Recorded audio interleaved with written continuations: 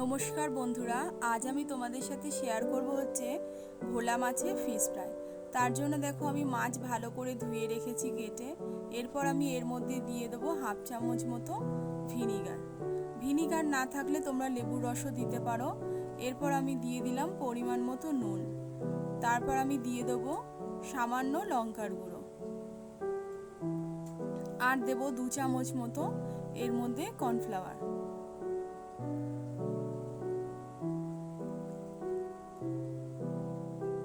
এরপর দিয়ে দেবো আদা রসুন বাটা। তো লঙ্কার গুঁড়ো, আদা রসুন বাটা আর কর্নফ্লাওয়ার দিয়ে আমি ভালো করে মাছটাকে মাখিয়ে নেব।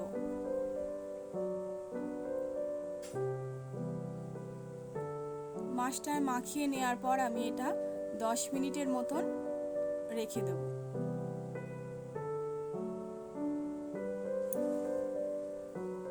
এখন আমার 10 মিনিট হয়ে গেছে।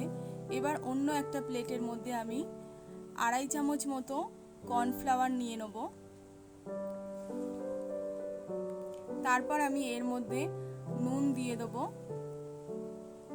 আর দিয়ে দেবো হলো গোলমরিচের গুঁড়ো। তো আমি নুন আর গোলমরিচের গুঁড়ো নিয়ে ভালো করে কর্নফ্লাওয়ারটাকে মাখিয়ে নেব।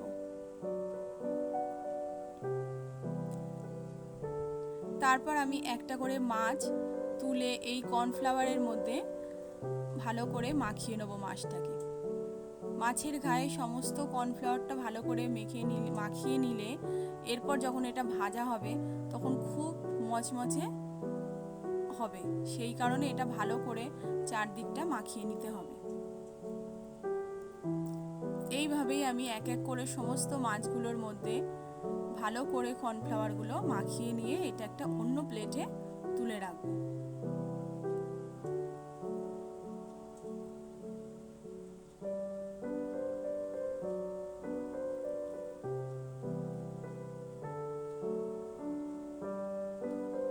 আমার সমস্ত মাছের মধ্যে মাখানো হয়ে গেছে। এইবার কড়া আমি তেল বসিয়ে দিয়েছি।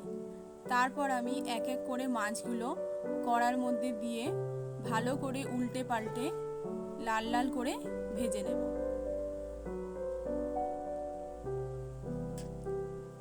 গ্যাসের আঁচটাকে আমি মিডিয়ামেই রাখবো, একদম হাই ফ্লেমেও এটা ভাজবো না, তাহলে খুব তাড়াতাড়ি লাল হয়ে যাবে, মাছগুলো পুড়ে যেতে পারে আর ভিতরে কাঁচা থাকতে পারে।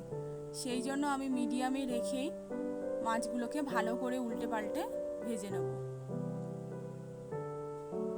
এখন আমার এক পিঠ ভাজা হয়ে গেছে, আর আমি অন্য পিঠ ভাজার জন্য মাছগুলোকে উল্টে দেব।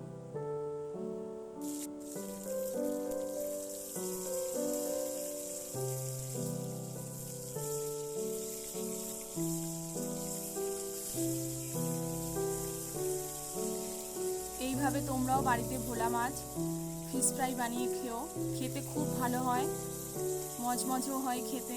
আমার মাছগুলো ভাজা হয়ে গেছে। এইবার আমি এইটা প্লেটের মধ্যে তুলে নেব। আর এইভাবে আমি বাকি মাছগুলোকেও ভালোভাবে ভেজে নেব। তোমরা একবার বাড়িতে অবশ্যই এইভাবে ভোলা মাছ ভেজে খেও, তোমাদের খুব ভালো লাগবে। আর আমাকে কমেন্টস করে জানিও যেটা কেমন হয়েছে।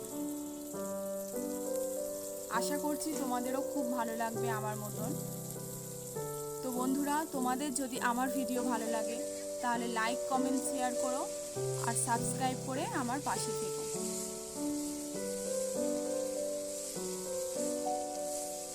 ভোলা মাছের কাঁটা কম, তো এইভাবে যদি আমরা ফিশ ফ্রাই হিসেবে ভাজা করে দিই তো খেতে খুবই ভালো হয়।